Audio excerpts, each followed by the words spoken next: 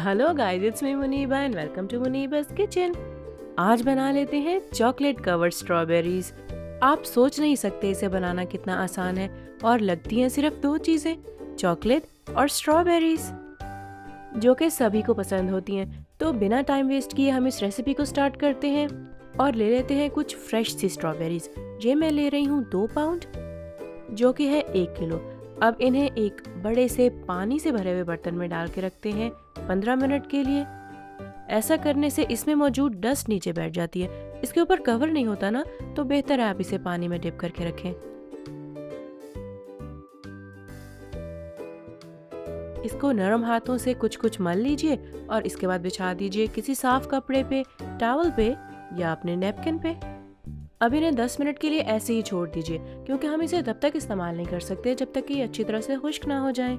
एक और इम्पॉर्टेंट बात कि आपकी ये स्ट्रॉबेरीज रूम टेम्परेचर पे होनी चाहिए। अगर आप फ्रिज से निकाल के इनको चॉकलेट में डिप कर देंगे तो चॉकलेट सही तरह से इसके ऊपर स्टिक नहीं हो पाएगी, तो ये बात ज़रूर माइंड में रखिएगा। अब आ जाते हैं अपनी चॉकलेट की तरफ। अब आपको वो चॉकलेट लेनी है जो आप यूज़ करना चाहते हैं। कुछ लोग मिल्क चॉकलेट पसंद करते हैं तो कुछ लोग डार्क चॉकलेट। हम यहाँ डार्क चॉकलेट का इस्तेमाल करेंगे। इसमें शुगर कम होती है तो स्ट्रॉबेरीज की मिठास भी इसको बराबर कर देगी। अब मैं इसको चॉप कर लेती हूँ ताकि हमें इसे मेल्ट करने में आसानी हो। आप इसे गर्म पानी के पैन के ऊपर रखकर भी अच्छी तरह से मेल्ट कर सकते हैं, लेकिन मैं ये काम माइक्रोवेव में कर रही हूँ। अगर आप भी इसे माइक्रोवेव में मेल्ट करें तो 30 सेकंड के बाद इसे खोलें और अच्छी तरह से मिक्स करें। अगर ऐसा नहीं किया तो आपकी चॉकलेट जल जाएगी। साथ में कुछ वाइट और पिंक कैंडी मेल्ट्स भी ले लिए हैं मैंने, या जो कलर भी आप पसंद करें। और मेल्ट होने के बाद ये चॉकलेट तकरीबन 1 कप के करीब है।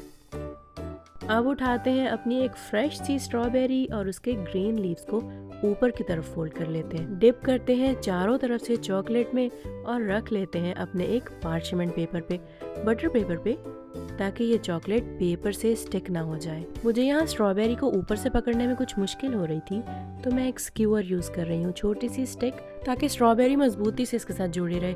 ऐसा ना हो कि मैं हाथ से पकड़ के चॉकलेट के अंदर डिप करूँ और स्ट्रॉबेरी वहीं पे गिर जाए। अब एक स्ट्रॉबेरी अपनी पिंक चॉकलेट में भी डिप कर लेते हैं। आप देख रहे होंगे ये जो डार्क चॉकलेट कवर्ड स्ट्रॉबेरीज हैं, इनकी ऊपर वाली लेयर अभी से हार्ड होनी शुरू हो गई। कैसी प्यारी शेप आई है इनकी। अब मैं इसमें से स्क्यूअर्स निकाल लेती हूँ और इन्हें कुछ देर के लिए फ्रिज में रख देती हूँ, 5-7 मिनट्स के लिए। और इतनी देर में अपनी बाकी की स्ट्रॉबेरीज के साथ यही प्रोसेस रिपीट कर लेते हैं। इन्हें देख के मुझे अपने केक पॉप्स याद आ रहे हैं। उन्हें भी हमने इसी तरह चॉकलेट में डिप किया था। उसकी रेसिपी मैं ऊपर आई बटन में भी दे रही हूँ और नीचे डिस्क्रिप्शन बॉक्स में भी। घर पे ज़रूर ट्राई किया करें मेरी रेसिपीज़। तो ये देखिए, मेरी स्ट्रॉबेरीज फ्रिज से बाहर आ गई हैं और सर्विंग के लिए तैयार हैं। लेकिन उससे पहले कुछ मेल्टेड चॉकलेट को एक पाइपिंग बैग में डाल के इसके ऊपर लगा लेते हैं। बिल्कुल बारीक सा छोटा सा सुराख करके इसमें अपनी स्ट्रॉबेरी के दोनों तरफ घुमा दीजिए। ऐसी प्यारी स्ट्रॉबेरीज तो आपने बेकरी में भी नहीं खाई होंगी, तो इसे ट्राई ज़रूर कीजिएगा।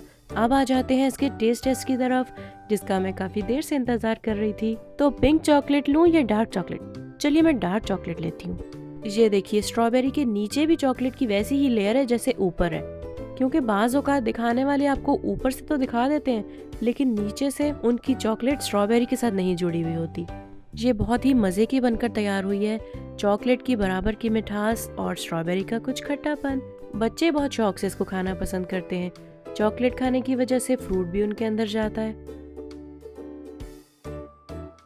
तो कैसी लगी आज की रेसिपी? कमेंट्स में ज़रूर बताइएगा। वीडियो को लाइक कीजिएगा, चैनल को ज़रूर सब्सक्राइब कीजिएगा। अब की बार अपनी फेवरेट डिश कमेंट्स में ज़रूर लिखिएगा, ताकि मैं वो भी आपको बनाना सिखाऊं कुछ नए अंदाज में। तो मिलती हूँ आपसे नेक्स्ट रेसिपी के साथ। Bye bye.